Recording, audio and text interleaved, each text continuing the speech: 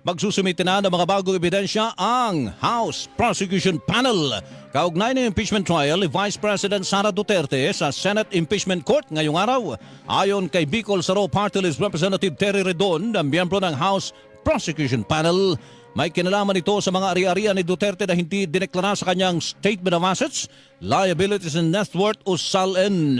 Magkakaroon po ng bagong ebidensya na hindi ho napag-usapan sa House Committee Proceedings. No? So, within this week, pagka ako nag-submit po ng pre-trial, makikita po natin ano po yung dagdag na ebidensya na mga pag-aari na wala po doon sa SALN ng ating pong pangalawang Pangulo.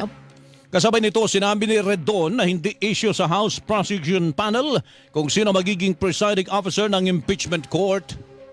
Yung pong presiding officer, gagalangin po namin sino man po ito. Kung si Senate President Pro Tempore Sherwin Gatchalian po ito, kung magtatakda po ng ibang presiding officer ang Senate Impeachment Court po mismo, sila rin po yung mapagpasya, haharapin din po namin kung sino man po ito. Kung si Senator Escudero man po ito, gagalangin po namin yung pong pagpapasya ng Senate Impeachment Court. Ang tinig ni Bicol Saro Party List Representative Terry Redon, miyembro ng House Prosecution Panel.